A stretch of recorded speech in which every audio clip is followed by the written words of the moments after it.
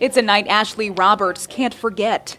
I don't get scared easily, but that sort of threw me for a loop. She says it started with a text message from a Monroe County Sheriff's deputy asking to meet up. At the time, she was facing DUI and drug possession charges. I mean, I didn't think nothing as far as what was going to happen, but I was wrong about that. When she got there, she says he asked her to get in his car. Right off the bat, something was off. Well, when I first got in the truck, he offered me a beer, so all of a sudden, something wasn't right then. And that wasn't all. Roberts says the deputy quickly turned down a dirt road where she had never been before. We're going to go down here and have a talk, because the information that I basically gave him, he said he already knew.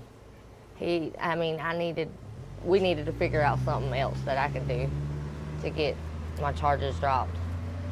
I'm like, okay, what would that be? And then he was like, well, you're grown, you can figure it out.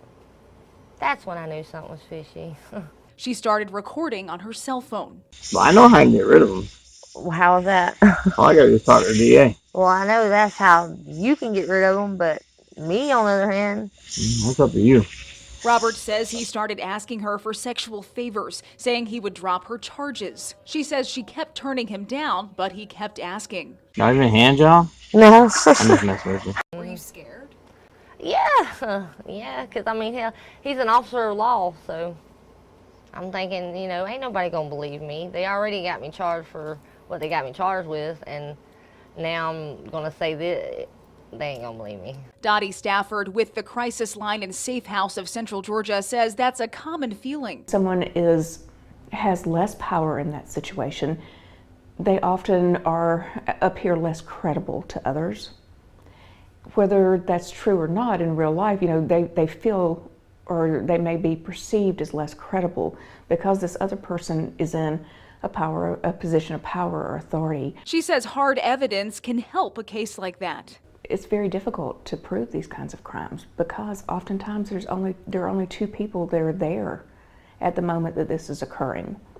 And so it comes down to one person's word against the other.